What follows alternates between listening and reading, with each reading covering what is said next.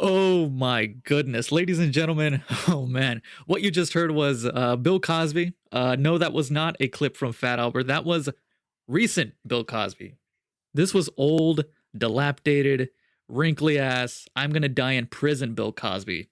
With one of the last few times that was ever gonna see the outdoors. And he knew this too. He knew that he was gonna die in jail. And rather than just bow away disgracefully in silence, this man said, screw it. I'm just gonna belt out one of my catchphrases. And it's quite disturbing when you think about it. When you put into context the evil, horrendous thing that this man did, and that's what he decided to do during one of his last few final appearances before his life ends behind bars. And I spent the last 10 minutes or so trying to figure out how I wanted to introduce the show. It was just going to be a typical cold open, hey, welcome, hello. And one of them was me just going, hey, hey, hey, which would have been extremely cringe. I'm glad I didn't do that. But it did remind me of this particular clip in which I was like, hey, remember that time he said his catchphrase as he's walking out of court? As he's, I'm certain it was around the time that he was found guilty, back when he knew that he was going to die. And I decided to use that to open the show because it is sort of what this show is about. Not that, obviously. Jesus Christ. No. But more exploring, the disturbing, the spooky, the criminally insane, from films to actual serial killers, the paranormal, and not to mention we talk about video games sometimes too. And that in essence surmises the DualShock Graveyard podcast. And with that being said, let me actually go ahead and formally welcome you to the DualShock Graveyard podcast. This is episode 9. I am Julian, and I am your host. And this is a very special episode of the show. And the reason for that is, listen, I took a very tiny break from making the show. Very tiny, but big enough that I at least want to let the audience know that, which, by the way, 99.9% of you listening out there, I guarantee this is your first time listening. And I don't want my entire audience to think that this being episode 9, that episode 8 was recorded last week, because it wasn't. In fact, it also wasn't recorded the week prior or the week before that. In fact, it wasn't recorded last month too. No. Episode 8, if you must know, of the DualShock Graveyard podcast was recorded, let's see, 1, 2, 3, 4, 5, 692 days ago. Which, if you are any good at calendar math, that's a little less than 2 years ago. My ass took a 2-year break from my own show.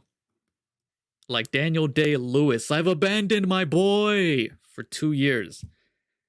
And it wasn't intentional. And I certainly don't want to take too much time to, try to make excuses, because there is no excuse.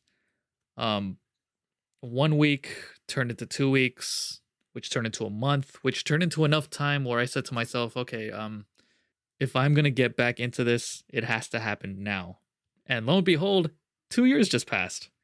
And I knew that eventually I was going to get back into it, because talking about the things that I'm passionate about is something I love to do.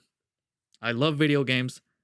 I love anything having to do with anything spooky and terrifying. And that's what the DualShock Graveyard podcast is. It is a gaming podcast with a horror twist, as I used to say every single episode during that first run of episodes 2 years ago. And by the way, we could all just pretend that those first 8 episodes don't even exist. That is, those 8 episodes were me as a fetus getting the hang of all of this.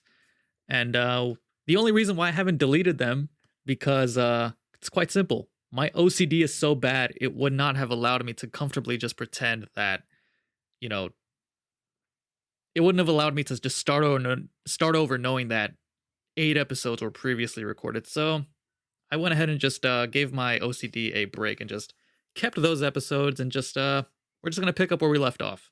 Episode 9. This is it. I'm not going to spend any time trying to recap the last 2 years. Like I just said, we're just going to pick up where we left off here. In fact, there's only two things in reality that is worth mentioning that happened within the last 2 years. And the first one, obviously, the world ended. The world ended. Um, I mean, what can you say? We are in the midst of a global pandemic, one that has affected our lives in a way that nothing outside of our own personal control ever has.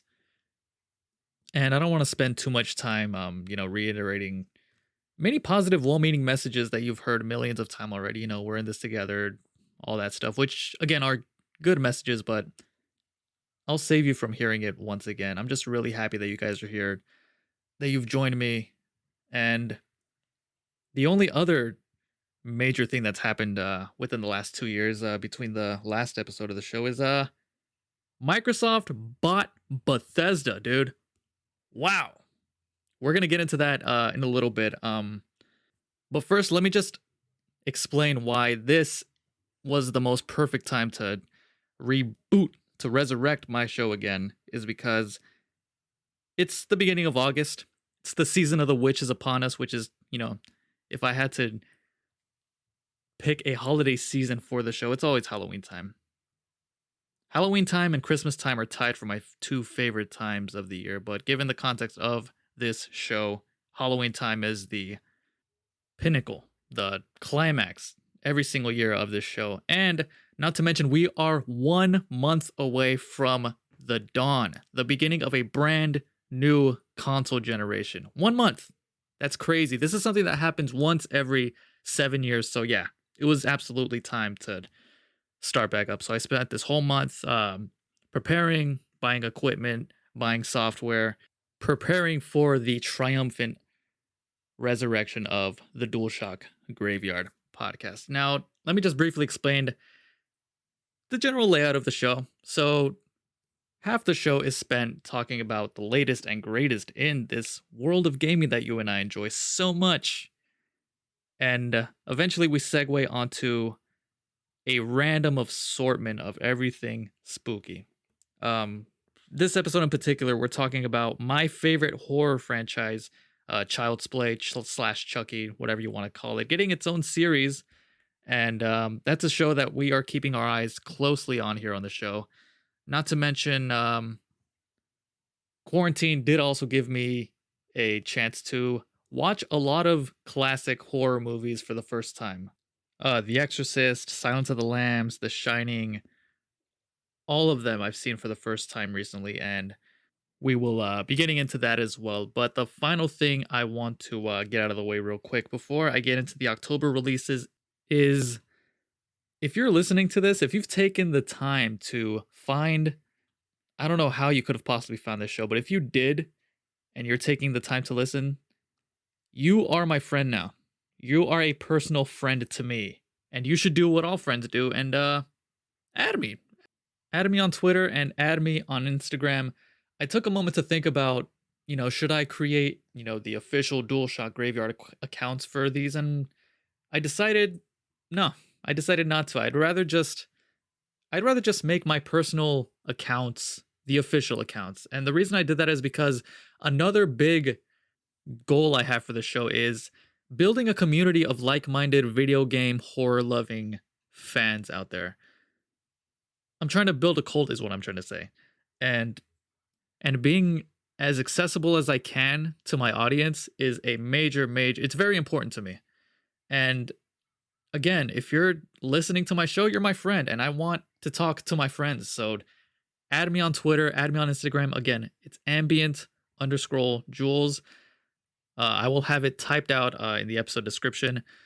Yeah, man, just slide into my DMs about anything, any of the topics discussed here, whether you agree or disagree. Every single topic that gets talked about, it's from the point of view of an opinion. Everything is up for discussion. I don't want to be some gavel slamming. This is what I think. No, everything discussed on the show is open for conversation, and that's something that I really want to do with a wide amount of people. So whether it's that or just to say hello, just to strike up a conversation at 2 a.m. about why most television sex scenes are an abomination and sex scenes in general should be abolished from every TV show ever. That's actually a topic that we're going to get into next week because I've got quite a few things to say about that. But let's go ahead and get into the weekly releases now. Every single week, what I like to do is I like to break down the games that are coming out on a weekly basis. Now, I narrow them down to the obviously the heavy hitters, games that I would play, and games that I wouldn't necessarily play, but ones that are important enough to bring up because some of you probably are interested. But I do leave out quite a bit. If I'd listed every single game that came out every single week, it would be quite the big segment, and that's not really what I want to do. I just want to generally just get out, the games that are coming out that particular week. But sometimes I will mess up and I will leave out a game that many people in the audience might think are worth bringing up. And that's where the audience come in. This is your show. If I ever leave out a game that you think should be on the weekly release, if enough people bring that to my attention, not only will I mention it next week, but I'll also take a look at it myself and try to see why so many people wanted me to talk about it. So, I try to give as many games a fair shake, but I can't spend too much time talking about, your basic ass shovelware. Because if I did again, the segment would be too inflated. And that is not what I want. So far in the month of October, we've had Super Mario Brothers 35, which is a Switch game, come out. That came out on the 1st, and it's free if you have a Nintendo Switch and you're paying for the Nintendo Switch online service. It's really cool. It's a battle royale game using the original Super Mario Brothers game, which you play with 35 others, and you just stay alive. And as you kill enemies, you actually send those enemies to other players' screens, and it's a neat little concept. Again, it's free if you have Switch Online. On the 2nd, we've also had Crash Bandicoot 4, It's About Time come out, which, as someone who's been a fan of PlayStation since the very first one, it makes me happy. It puts a big fat smile on my face to see a brand new Crash Bandicoot game, like an actual 4th game. Even though I personally wasn't a Crash Bandicoot person, I think you were always either a Crash person or a Spiral person, and I was always a Spiral person. Hopefully, this means that possibly a 4th Spiral game is in the works as well, and that would be really, really cool. Crash Bandicoot 4 Is About Time is out for you to download. What's also out is Star Wars Squadrons, which is it's a Star Wars game. It takes place entirely. It's a space combat game. It's not like, you're not Jediing. You're not doing Jedi shenanigans. You're just in the cockpit of a starfighter and you're just blasting shit. That's one that I'll probably skip out on, but there it is. Star Wars dogfighting, if that's your thing. Star Wars Squadrons is out. And also Baldur's Gate 3 came out yesterday as the time I'm recording this. PC gaming, I lost my PC in I lost it in the divorce recently. We're not going to get into that too much at all, rather. But Baldur's Gate is a series that's been going on since the 90s, and the 3rd installment is now out for the PC crowd out there. And now we've reached this week. We've got Riot 4, which is it's a motorcycle racing series, if that's your thing, Riot 4. And the big one this Friday, we've got FIFA 21, which is a football game. Your host is a dirty ass Mexican, ladies and gentlemen. Indeed. And there was a time where my brother and I would buy every single FIFA game from, I'd say from FIFA 2003 to FIFA 2007. We would just buy them, and then eventually, you fall off. But FIFA 21, for those of you still out there playing FIFA games, that comes out on Friday. And those are the major releases for this week. I actually have the entire list of the month of October, all the main, heavy hitters. Just a quick sneak preview. We've got NHL 21 coming out this month, Amnesia, Watch Dogs Legion comes out this month, the Dark Pictures Anthology, Little Hope, a little horror game comes out, and Pikmin 3 Deluxe. We'll get into more detail when the week of those releases comes, but just a little tiny look ahead. Pikmin 3 in particular is very, it's a funny one. It's a Wii U game that's being ported over to the Switch, so if you had a Wii U and you loved Pikmin 3, now you can buy the port for the Switch. And in true Nintendo, that comes out on the 30th, by the way. In true Nintendo fashion, you can purchase that port for the full price of $60. Nintendo is still doing its thing and charging full price, full $60 for these Switch ports, which still blows my mind. Tony Hawk Pro Skater 1 and 2 came out a couple weeks ago, and that came out at $40. And those are full from the ground up remasters. But I mean, Pikmin 3? Pikmin 3, really? $60? But as people still buy these ports at full price, I mean, I can't even be that mad at Nintendo. You know, the consumers get what they deserve, and if they keep spending full price for ports, then they're just gonna keep coming. It is what it is. Speaking of the Switch, you want to hear something funny? I still haven't bought one. One of the one of the something that I kept repeating over and over during the first 8 episodes of the show, which you don't need to listen to. Just let me recap it real quick. I would make the comment about how I want to get a Switch, but buying it at this point might be not the best idea because, eventually, I mean, especially with the dawn of these new consoles coming out, eventually Nintendo is going to announce a revised version of the Switch. And if I bought a Switch now and they immediately announce that, I would be pretty upset. And keep in mind, these are statements that I made 2 years ago. And 2 years later, a new Switch still hasn't been announced. But that's still the reason why I won't buy a Switch, which I find very, very, very funny. But I'm waiting.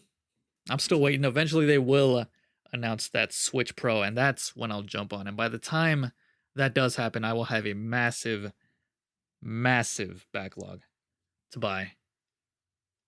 Why do I have to love every expensive hobby? Why am I into mixing drinks? Fucking bottles worth $20 each. Why am I into gaming? That's so expensive. Why are all my why are all my hobbies expensive, dude? Why couldn't I be an avid reader? Why can't I collect coupons? Why can't I do something wholesome like sewing or something? Why do I have to choose the hobbies that fuck my wallet in the ass? Why? Had to make a quick jump there real quick. These telemarketers, man, they don't know that most people know their tricks. Have you noticed that when you get a call from a telemarketer, you say hello, a second later you hear a drop. It sounds like whoop, and then 2 seconds later, that's when it's like their little automated system where it's not a robot, but it's a human, but they still have that automated system where they have to wait for you. The computer waits for you to say hello, and then they introduce the dude. But before the dude comes in, you hear that little drop. It sounds just like this. Whoop. And then, 2 seconds later, a Middle Eastern dude, hello. But before you hear that drop, that's where I hang up. Like, whoop, up, gone. They still don't know it. They still don't think that we don't know. But we do know. We do know. Now, the next thing I want to talk about is the latest PS5 showcase. Now, this thing happened weeks ago. In fact, me even discussing it sounds a little like old news, but it was such a successful showcase that introduced brand new amazing games, introduced the price. It's one of those showcases that had no filler at all. Every single thing they showed is worth discussing. Like Final Fantasy 16 being announced. Holy fuck.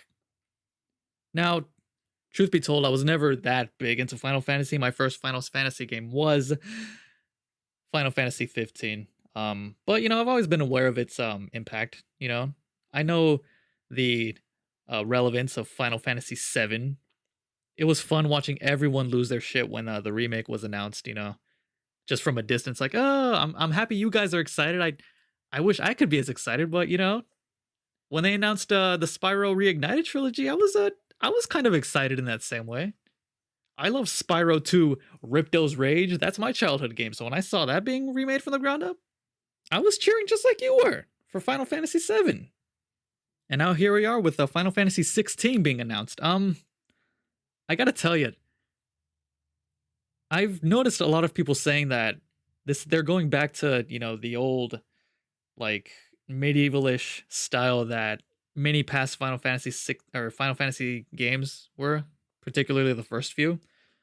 That's really cool. I like that that's a callback. I hope that there's a lot of fans that appreciate that, but oh, I liked the futuristic type direction that the series was headed. The game still looks incredible. They showed off the combat. They showed a lot. The trailer was actually really impressive. It looked gorgeous. They got their fire breathing chocobos, which was really cool. Um, but setting wise, it might not be my cup of tea as far as from what I've seen. I'm sure the game is still ways out. We'll be seeing more of that hopefully soon. But Final Fantasy 16 was announced, so that's cool. Spider-Man Miles Morales footage was shown after that, and it looks cool. It's another Spider-Man game, but I don't know if anybody else out there can relate, but once you've played Spider-Man, you kind of already know what to expect.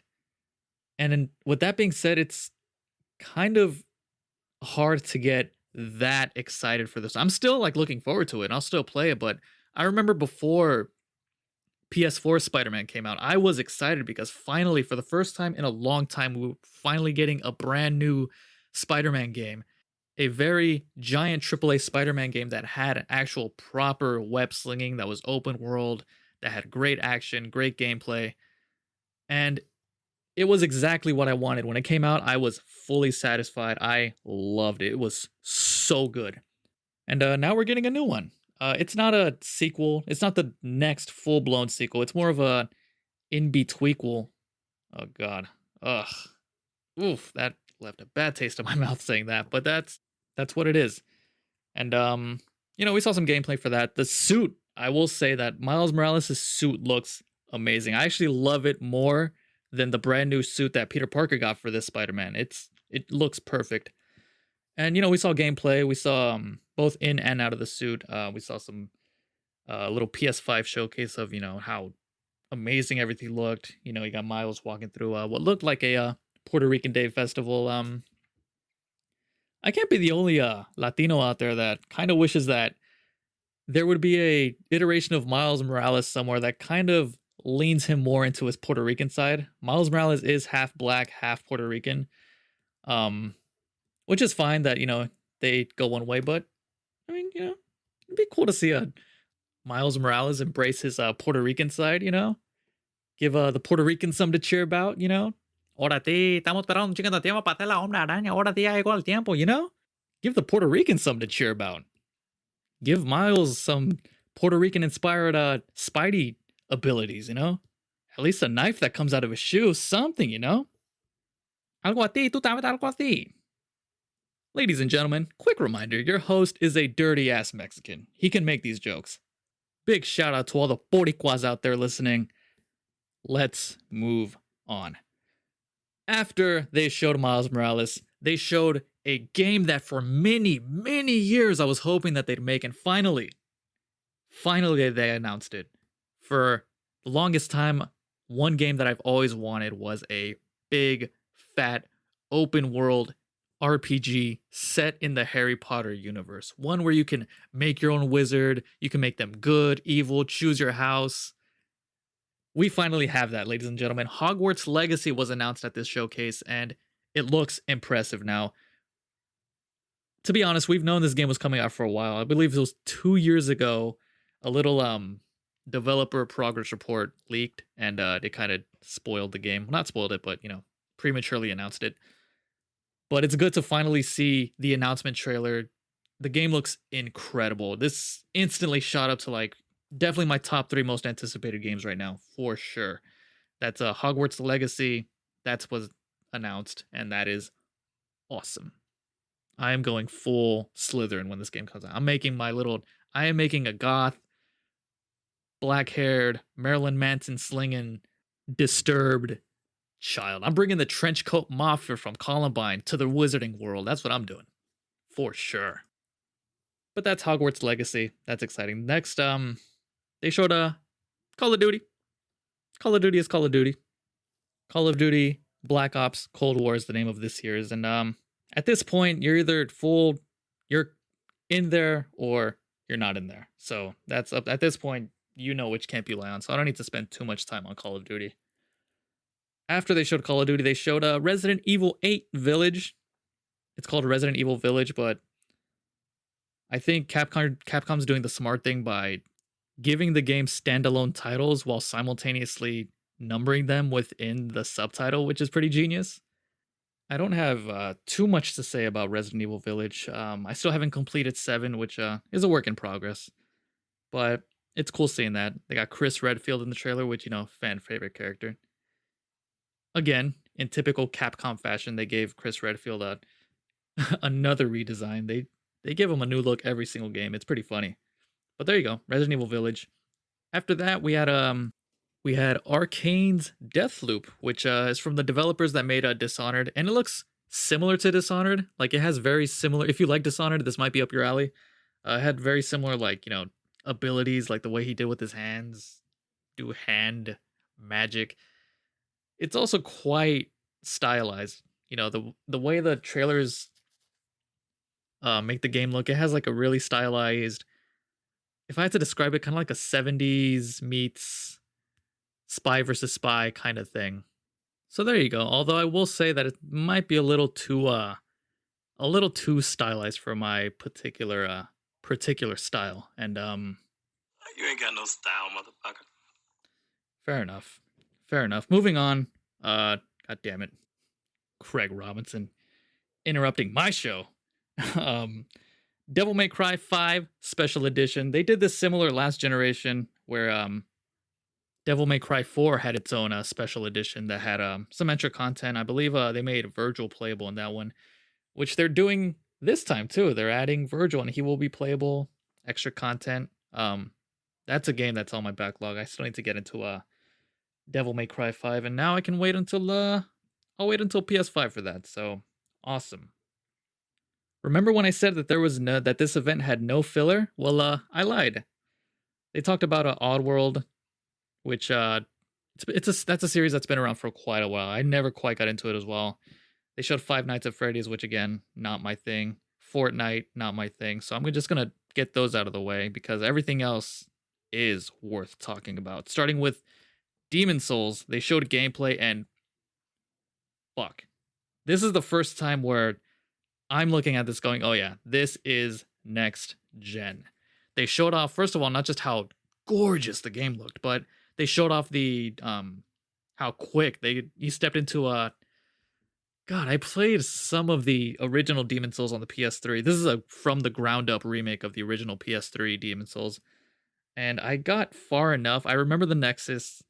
I remember some of the locations. I never finished it, obviously. It's a fucking Souls game. Those were never my cup of tea, but I got far enough. In fact, I think Demon Souls is the Souls game that I got the furthest on, followed closely by Bloodborne. But they showed off the lightning fast SSD of the PS5, instantly switching from location to location, and it looks great. It looks incredible, man. If you wanted another Souls game, there's your Souls game. Your legit next-gen Souls game. Demon Souls is for you. And something that's a little frustrating, they didn't announce until after this showcase that Demon Souls is actually a launch title, which blew my mind.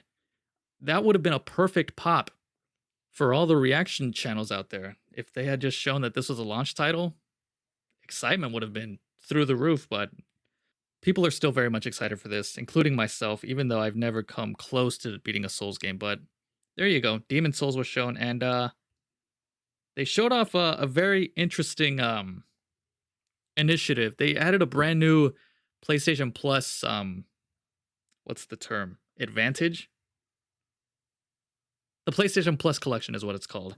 So for anybody out there that has a PlayStation Plus subscription, when you get a PS5, the following games will be available to download from day one. As soon as you unwrap that bitch and plug it in, you can download the following games: Batman Arkham Knight, Battlefield 1, Bloodborne, Days Gone, Detroit Become Human, Fallout 4, Final Fantasy 15, God of War, Infamous Second Son, Monster Hunter World, Mortal Kombat X, Persona 5, PS4's Ratchet & Clank, Resident Evil 7, The Last Guardian, The Last of Us Remastered, Uncharted 4, and Until Dawn.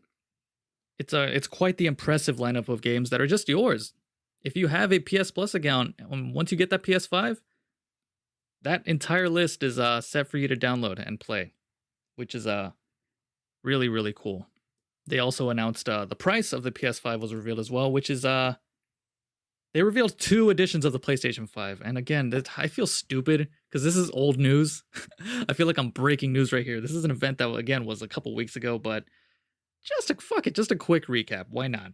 Two editions of the PS5 were announced. The standard edition and the digital edition. The only difference between the two is one has a disc drive and the other one does not. The one with the disc drive is the premium full price at $500. The one without the disc drive, that's all digital, is $400. The price that the PS4 was when it launched back in 2013. Cheaper than I initially thought it was. I remember people predicted that the PS5 was going to be $700, that these next gen consoles were going to be expensive. The new Xbox, the new PlayStation, like up to $1,000, which I believed for a second. I believed that it was going to be that expensive, which thankfully it's not. It's a premium price, but it's much lower than I thought.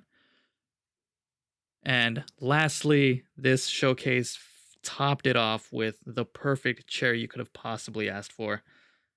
They announced the next God of War game, which if there's one thing that you should know is that God of War is my all-time favorite game franchise ever.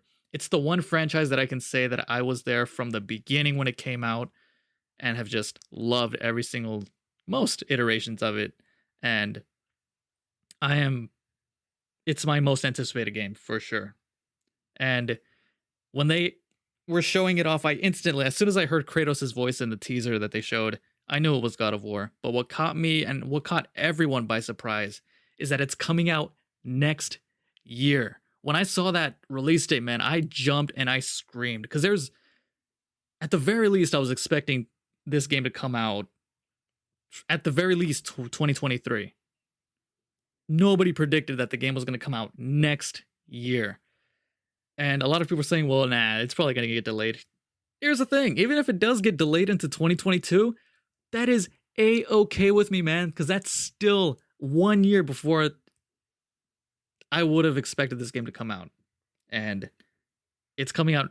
Hopefully it comes out next year. Again, if it doesn't, I'll wait till 2022, man, because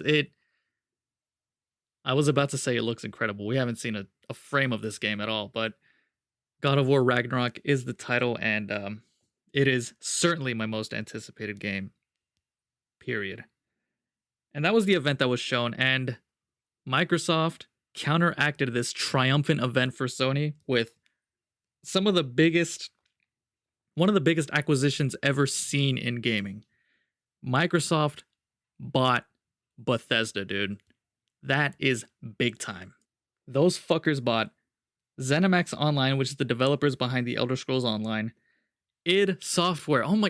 id Software, dude. If they'd have announced that Microsoft purchased id Software by itself, that alone would have been giant. But id Software is just one of the studios that were acquired. Arcane Studios, the developers behind the Dishonored series and the upcoming Deathloop. Machine Games, which are the developers behind the Wolfenstein games. And Tango Gameworks, which is the studio responsible with the Evil Within games and the upcoming Tokyo Ghostwire. So, congratulations to Microsoft, man. They finally have a legit Japanese studio. That's pretty cool. But let me tell you, man, I was waiting for something like this. I was waiting for a long time for Microsoft to do something this ballsy, to shake Sony to its core, which is a good thing.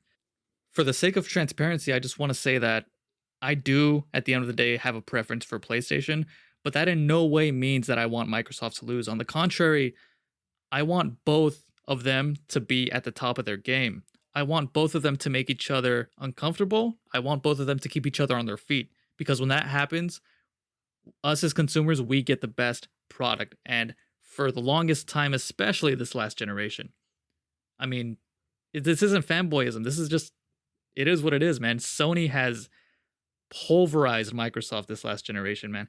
The PlayStation 4, need I remind you, is the second best selling home console of all time. And quite frankly, they've earned it. But that doesn't mean that I want Sony to be comfortable. In fact, some of the most recent developments happening, especially heading towards this next generation, has had me worried that maybe Sony is a little too comfortable and maybe they've dropped the ball a little bit as far as communication really. This is the first time that I've seen Sony finally a position where they're going to premiere this console very strongly. I do believe that PS5 is going to sell like fuck. But this is also the first time that I've seen Sony. I have to imagine that between the success of Game Pass, how unsure we are with how the long term is going to look, how that strategy of using Game Pass as their primary for Xbox, I'm talking about, using that as their primary selling point looks like for the long term. And of course, this major acquisition of Bethesda, they're definitely like, holy shit, dude. Microsoft, they're they're lacing up their bootstraps, man, and they're ready for war, which is very exciting. This is a very exciting time for everybody. This might be an unpopular opinion. While I don't like the toxic fanboyism between, PlayStation fans and Xbox fans, I do 100% endorse the actual console war itself. I love competition. In fact, I think in the first run of episode I had, I actually dedicated an episode to talking about how important it is that Sony and Microsoft be proper competitors. In fact, a little segue, I believe that was the name of the episode, Proper Competitors. I forget which number, but that was the title.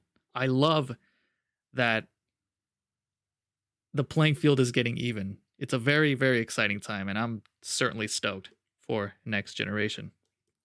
That being said, however, let me announce, for lack of a better word, my next gen plans. I'm getting a PS5. Not the biggest shocker in the world, but I'm not getting it at launch. At the very least, I'm going to wait until at least January. January. And the reason for that is traditionally I don't really buy consoles at launch. I typically like to, just wait in the background and just watch from a distance how the launch period looks. We've seen consoles at the very least the first wave of consoles, those are the ones that get defects, If you've secured one of these next gen consoles, that's very great. I hope it comes at you on time on day one. I hope it has no defects for you, but from what I've seen personally, that tends to be par for the course. Is the first run of these next gen consoles tend to be the ones with the defects, and I'd rather be the guy that just waits in the background and just sees what happens. And then once January comes around, once the dust settles a little bit, then I will jump in. And that looks to be around January. So January, PS5, I will see you fuckers there. And that about does it for as far as video games go. As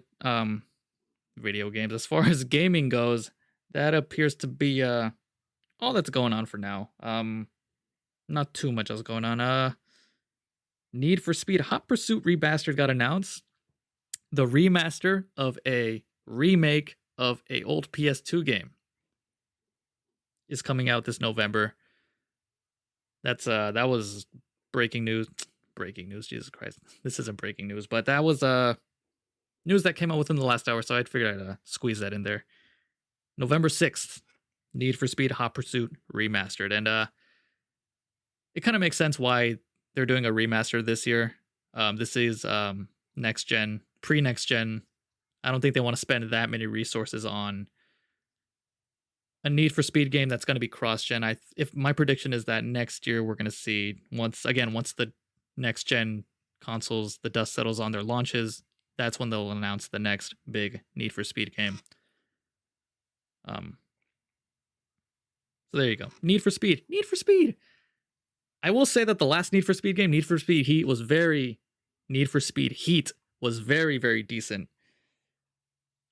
I also play Need for Speed games the same way every single time, like the last three. And that is, I pop it in, choose my car, and what I do is I mute the audio and I go into Spotify and I pull up the soundtracks of all the Need for Speed games that I grew up playing. I pull up the soundtrack for Need for Speed Underground from the windows to the wow, that one. The one from Need for Speed Underground 2, Riders on the Storm, that one. And the one from Need for Speed Most Wanted, my all time favorite Need for Speed, kick, kick, pow, pow, nine, nine, that one. And I just shuffle that whole soundtrack while I always pick the BMW from Need for Speed Most Wanted, and that's my primary car for every single Need for Speed game. You can't do anything new for Need for Speed. It's just the same experience every time. I pull up the old soundtrack and I always choose that BMW from Need for Speed Most Wanted. Give it the same decal, the paint from Most Wanted, and just beat the game with that. With Little John blasting in my ear. Oh, Need for Speed. There was a time in middle school where this was back when the Fast and Furious movies were coming, and the Fast and Furious movies are still coming out, but I mean back when it was about street racing. And those first Need for Speed games were coming out. There was a time where every single kid my age wanted to be a street racer, me included. I'd have friends that we'd just obsess over street racing, our dreams of having our whipped up Honda 2000s, how we were going to, form a team. And it's cringy thinking about it now, but street racing, there was a good 4-year period in the early 2000s where street racing was the shit. God damn, do I miss the mid 2000s. Remember Razor phones? That was the shit too. Now it's that time of the episode. Happens every single episode where we segue away from gaming and onto the spooky. This week we are talking about my all-time favorite horror franchise, the Chucky series, the Child's Play series, whatever you want to call it. Getting its own series. It's been announced a while ago, but a couple updates. Obviously, a trailer did come out for it, as well as a official plot synopsis, which reads, a vintage Chucky doll is found at a yard sale, and the inevitable murdering that ensues terrorizes an idyllic American town while exposing its hypocrisies and secrets. Several characters from Chucky's past, friends and foes alike, show up to expose the truth of the killings, as well as the demon doll's untold origins as a seemingly ordinary child who somehow became this notorious monster. Now, this clearly implies that we're going to get some Charles Lee Ray backstory from his childhood to see what kind of fucked up shit happened in his childhood that made him become the Lakeshore Strangler and eventually transferring his soul to a good guy doll, which is how he became the killer doll that we all know and love. The series is releasing on 2 networks, which is not really anything you see too often, but it's going to premiere on the Sci-Fi Network as well as the USA Network, which I was really about to say 2 of my favorite networks as if I still watch TV. I don't watch I don't watch TV anymore. But what I'll do is I'll buy the season pass on the app that I watch all my movies and TV on, the Vudu app, just like I did for the previous season of Better Call Saul. Just buy the season and then just watch them one by one as they premiere, and that's probably what I'll do here. So there's that. Chucky, the series, one show that we are keeping our eyes on here for the latest developments on that. And finally, really quick before we wrap up the show today, I had a little bit of time during quarantine to catch up on some films that I should have seen years ago. Classics: The Exorcist, Silence of the Lambs, The Shining, and its follow-up, Doctor Sleep. I caught all of those during quarantine, and I enjoyed each one very thoroughly. Just not even in the genre of horror, but just in general, they do not make films like this anymore. As much as I love, horror films, it's very few and far between where you'll watch a horror film that is good. I mean, simply put, most modern horror movies, for me at least, have been relegated to, the typical jump scare filled teen bop shenanigans.